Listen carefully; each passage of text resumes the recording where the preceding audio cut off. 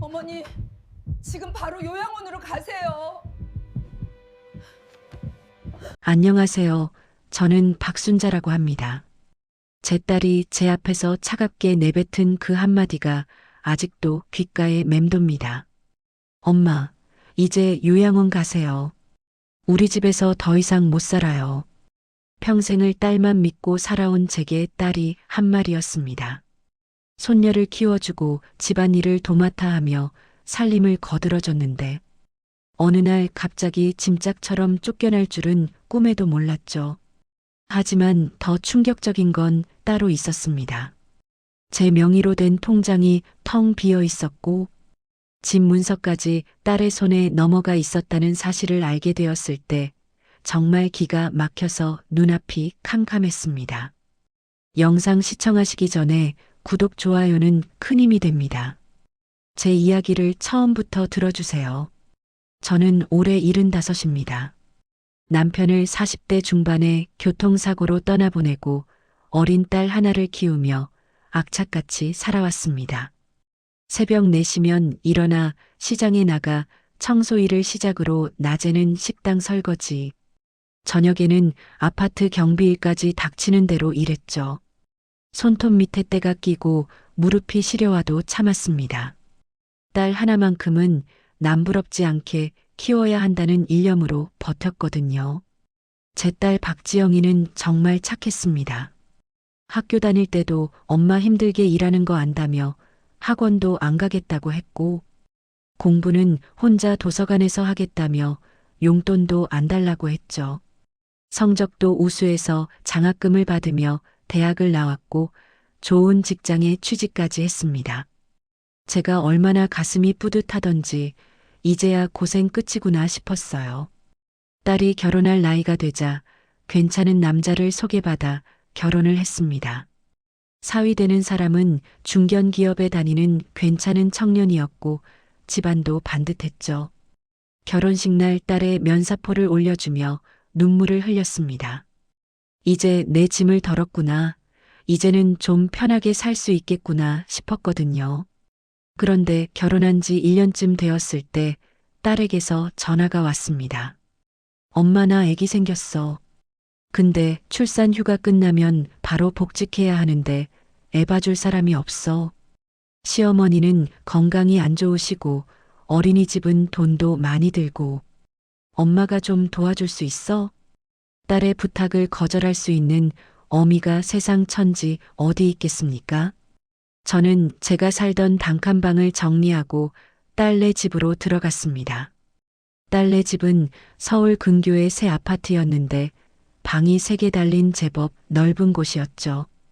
딸은 저를 보자마자 반갑게 맞아줬고 작은 방 하나를 제 방으로 내줬습니다. 엄마, 여기서 편하게 지내. 이제 고생 끝이야. 우리가 모실게. 딸의 말을 믿고 저는 기쁜 마음으로 짐을 풀었습니다. 손녀가 태어나고 저는 밤낮으로 아이를 돌봤습니다. 밤에 아이가 울면 제가 일어나 분유를 먹이고 기저귀를 갈았죠. 딸은 직장에 다녀야 하니까 푹 자야 한다며 제가 전담했습니다. 낮에는 빨래며 청소며 장보기까지 모든 집안일을 도맡았고요. 70이 넘은 나이에 허리가 끊어질 듯 아팠지만 딸을 위해서라면 얼마든지 할 수 있었습니다. 손녀가 3살이 되어 어린이집에 가기 시작하자 저는 조금 숨통이 트이는가 싶었죠. 그런데 딸은 제게 또 다른 일을 시키기 시작했습니다. 엄마, 내가 승진 준비 중이라 야근이 많아. 저녁 준비 좀 해놔. 그리고 주말에 손님 오는데 음식 준비 좀 부탁해. 처음에는 당연한 일이라고 생각했습니다. 딸이 직장에서 승진하려면 집안일을 신경 쓸 겨를이 없을 테니까요. 하지만 점점 딸의 요구는 늘어만 갔습니다. 아침 6시에 일어나 딸 출근 도시락을 싸고 손녀를 어린이집에 데려다 주고 장을 보고 청소하고 빨래하고 저녁 준비하고 설거지하고 손녀 목욕시키고 재우면 밤 11시가 넘어갔습니다. 제 나이 70이 넘어서 하루 17시간을 일하며 사는 셈이었죠. 그래도 참았습니다. 딸을 위해서라면 뭐든 할 수 있었으니까요. 그런데 이상한 일들이 하나씩 생기기 시작했습니다. 어느 날 제 통장에서 돈이 빠져나간 걸 발견했습니다. 은행에 가서 확인해 보니 딸이 제 도장을 가져다가 돈을 인출한 거였죠. 딸에게 물어보니 급하게 쓸 일이 있었다며 미안하다고만 했습니다. 엄마 미안해. 급하게 카드값 결제해야 하는데 통장 잔고가 모자라서 다음 달 월급 나오면 바로 넣어줄게. 그렇게 말하고는 돈을 갚지 않았습니다.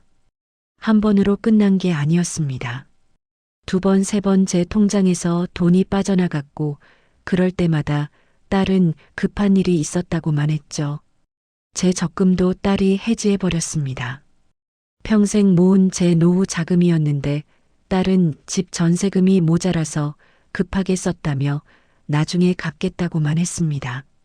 그런데 갚을 생각은 하지 않더라고요. 저는 점점 불안해지기 시작했습니다. 딸이 제 돈을 가져가는 것도 서운했지만 더 힘든 건 딸의 태도가 변하기 시작했다는 거였습니다. 엄마 설거지 좀 제대로 해. 그릇에 기름기가 그대로 있잖아.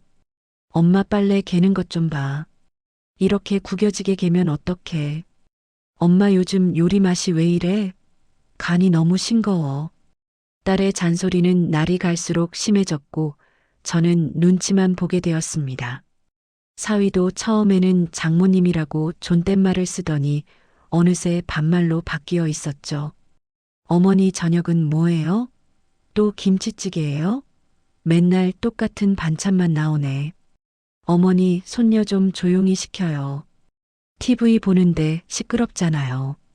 저는 점점 이 집에서 가족이 아니라 가정부 취급을 받고 있다는 걸 느꼈습니다. 그래도 딸이니까 참았습니다. 제가 조금만 더 잘하면 딸이 다시 예전처럼 따뜻하게 대해주겠거니 믿었으니까요. 그런데 결정적인 사건이 터졌습니다. 어느 날 제가 감기에 걸려 열이 심하게 났습니다. 몸살까지 겹쳐서 일어날 수조차 없었죠. 딸에게 오늘은 몸이 안 좋으니 집안일을 못할 것 같다고 말했습니다. 그랬더니 딸이 인상을 찌푸리며 말하더라고요. 엄마 우리 오늘 저녁에 손님 온다니까. 아프면 약 먹고 좀 참아요. 나 회사 가야 해서 저녁 준비 못해. 제가 열이 40도 가까이 오르는데도 딸은 손님 접대가 더 중요했던 겁니다. 저는 이불을 끌어안고 눈물을 흘렸습니다. 내가 이 집에서 가족이 아니라 그저 편리하게 부려먹을 수 있는 일꾼에 불과하구나 싶었거든요. 그래도 일어나서 저녁을 준비했습니다. 손님들이 와서 밥을 먹는 동안 저는 주방 구석에 앉아 약을 먹으며 쉬고 있었죠. 손님들이 돌아간 뒤 설거지를 하려는데 딸이 제 방으로 들어오더니 차갑게 말했습니다. 엄마 오늘 손님들 앞에서 아픈 티 좀 내지 그랬어요? 괜히 우리가 엄마 제대로 안 모신다고 오해받잖아. 그 말을 듣는 순간 가슴에 비수가 꽂히는 것 같았습니다. 제가 아파서 힘든 것보다 남들 시선이 더 중요했던 거였죠. 그날 밤 저는 한숨도 자지 못했습니다. 이제 어떻게 해야 하나 고민하고 또 고민했습니다. 그로부터 며칠 뒤 더 충격적인 일을 발견했습니다. 딸의 방을 청소하다가 서랍 속에서 서류 뭉치를 발견한 겁니다. 호기심에 펼쳐본 그 서류는 제 명의로 된 대출 서류였습니다. 딸이 제 인감도장을 몰래 가져다가 제 명의로 수천만 원을 대출받은 거였죠. 손이 덜덜 떨렸습니다. 더 뒤져보니 제 명의로 된 신용카드 청구서까지 나왔습니다. 딸이 제 명의를 도용해서 카드를 만들어 쓴 겁니다. 청구 금액은 이미 수백만 원이 넘어 있었고요. 그뿐이 아니었습니다. 제가 가지고 있던 집 문서도 딸의 이름으로 넘어가 있었습니다. 제가 평생 모아서 산 작은 빌라였는데 딸이 어떻게 한 건지 소유권이 넘어가 있더라고요. 나중에 안 사실이지만 딸이 제 도장을 위조해서 증여 서류를 만든 거였습니다. 그 순간 눈앞이 캄캄했습니다. 제가 평생을 고생하며 모은 재산을 딸이 몰래 다 가져간 겁니다. 저는 떨리는 손으로 딸을 불렀습니다. 지영아, 이게 무슨 짓이냐? 딸은 제가 들고 있는 서류를 보더니 당황하는 기색도 없이 태연하게 말하더라고요. 엄마가 알았으면 안 했잖아요. 우리 집 전세금 올리는데 목돈이 필요했어요. 어차피 엄마 돈도 나중에는 내가 상속받을 거잖아요. 미리 쓴 것뿐이에요. 제가 죽을 때까지 기다릴 수 없어서 미리 가져갔다는 말이었습니다. 그래도 이건 너무하잖아. 내 명의로 대출까지 받고 카드까지 만들어 쓰고. 이건 범죄야. 범죄는 무슨. 엄마 재산 쓴 건데 뭐가 문제예요? 그리고 엄마가 우리 집에서 공짜로 먹고 자고 하잖아요. 생활비라고 생각하면 되죠. 딸의 말에 기가 막혀서 말이 안 나왔습니다. 제가 집안일을 다 해주고 손녀를 키워주고 있는데 그걸 공짜로 얻어먹는다고 표현하다니요. 지영아, 엄마가 너희 집에서 얹혀 사는 게 아니야. 집안일 다 하고 손녀 키워주고 있잖아. 그거야 엄마가 알아서 하는 거잖아요. 우리가 시킨 것도 아니고. 그리고 솔직히 엄마 나이에 갈 데도 없으면서 우리 집에 있게 해준 것만 해도 감사해야죠. 딸의 입에서 나온 말은 칼날보다 날카로웠습니다. 제가 갈 데가 없어서 딸네 집에 붙어 있는 신세라는 거였죠. 저는 그 자리에서 주저앉아 눈물을 쏟았습니다. 평생을 딸만 믿고 살아왔는데 딸이 저를 이렇게 생각하고 있었다니요. 그날 밤 딸과 사위가 거실에서 나누는 대화가 제 방까지 들렸습니다. 여보, 장모님이 서류 발견한 것 같은데 어떻게? 괜찮아요. 어차피 엄마 나이에 뭘 할 수 있겠어요? 법적으로 문제 삼으려면 변호사 선임해야 하는데 그럴 돈도 없을걸요. 그래도 혹시 경찰에 신고라도 하면? 신고하면 우리가 엄마 모시고 사는 것도 같이 알려지잖아요. 효자 딸이라고 소문났는데 괜히 이미지만 나빠져요. 그냥 조용히 지나갈 거예요. 딸은 제가 아무것도 못할 거라고 확신하고 있었습니다. 나이 많은 노인네가 무슨 힘이 있겠냐는 거였죠. 제 가슴 속에서 무언가가 부서지는 소리가 들렸습니다. 그날 밤 저는 잠을 이루지 못했습니다. 이대로 당하고만 있을 수는 없었습니다. 제 재산을 되찾아야 했고 딸에게 제대로 된 벌을 줘야 했습니다. 다음 날 아침 저는 평소처럼 아침 준비를 하며 아무렇지 않은 척했습니다. 딸은 제가 포기한 줄 알고 안심하는 눈치였죠. 엄마, 어제 일은 그냥 넘어가는 거죠? 괜히 가족끼리 법적으로 문제 삼으면 보기 안 좋잖아요. 그래, 어쩌겠니? 내가 한 일인데. 제가 순순히 넘어가는 척하자 딸은 흐뭇한 표정을 지었습니다. 하지만 속으로는 계획을 세우고 있었죠. 저는 딸이 출근한 뒤 조용히 집을 나섰습니다. 먼저 간 곳은 동사무소였습니다. 제 명의로 된 대출과 카드가 있는지 확인하기 위해서였죠. 담당 직원이 서류를 확인해 주었는데 제 예상보다 상황이 더 심각했습니다. 대출은 3천만 원이 넘었고 카드 빚도 500만 원이 넘어 있었습니다. 어르신, 이거 연체되기 시작하면 신용불량자가 될 수 있어요. 빨리 처리하셔야 해요. 직원의 말에 가슴이 철렁했지만 침착함을 유지했습니다. 제가 이 대출을 받은 적이 없는데 어떻게 된 건지 조사해 주실 수 있나요? 네, 금융감독원에 신고하시면 조사가 들어갈 거예요. 만약 명의 도용이 확인되면 형사고소도 가능하고요. 저는 필요한 서류를 챙겨들고 다음 목적지로 향했습니다. 바로 법률구조공단이었습니다. 돈이 없는 노인도 무료로 법률 상담을 받을 수 있는 곳이었죠. 변호사님이 제 사정을 듣더니 심각한 표정을 지었습니다. 어르신, 이건 명예도용에 해당합니다. 친족이라고 해도 형법상 사문서 위조죄가 성립해요. 게다가 재산을 무단으로 이전한 것도 횡령죄에 해당할 수 있고요. 그럼 제 딸을 고소할 수 있다는 건가요? 네, 가능합니다. 다만 친족 간 범죄는 고소가 취소되면 처벌이 어려워지니까 신중하게 결정하셔야 해요. 변호사님은 제게 필요한 증거들을 모으라고 조언해 주었습니다.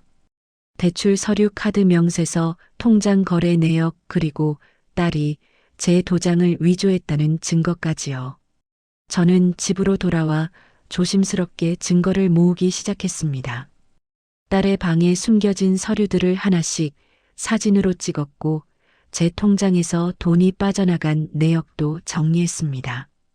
그리고 결정적인 증거를 발견했습니다. 딸의 노트북에서 제 도장을 스캔한 파일을 찾아낸 겁니다. 딸이 제 도장을 스캔해서 위조 도장을 만든 거였죠.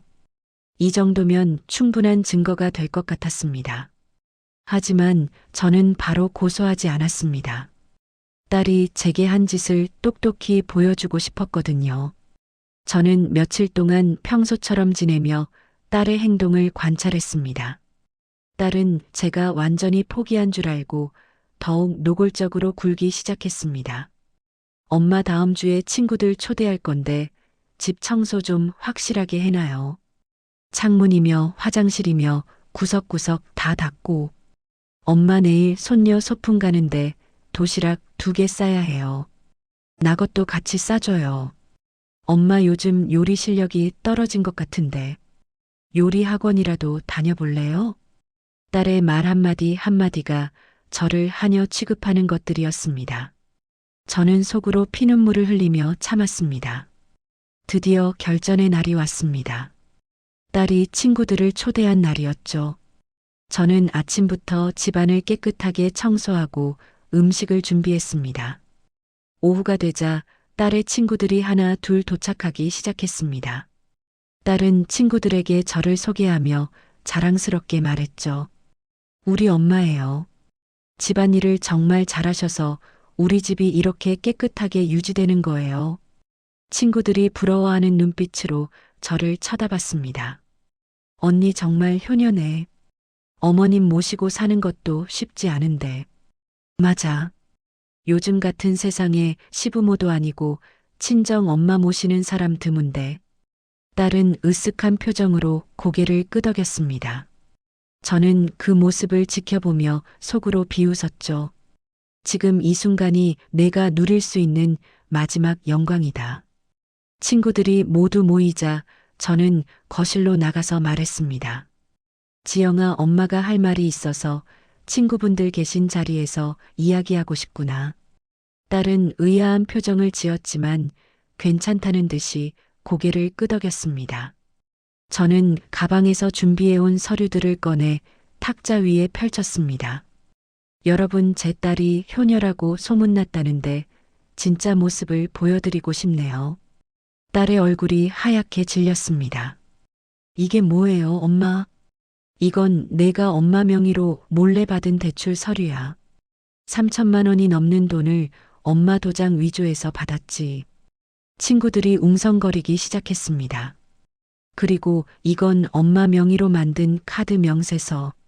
엄마는 이 카드 만든 적도 없어. 내가 몰래 만들어서 쓴 거지.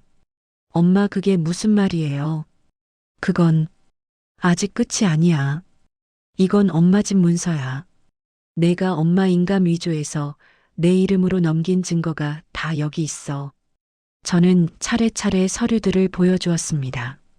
딸의 친구들은 충격받은 표정으로 서로를 쳐다봤습니다. 지영아, 이게 정말이야? 언니, 설마 어머님 재산을 이렇게.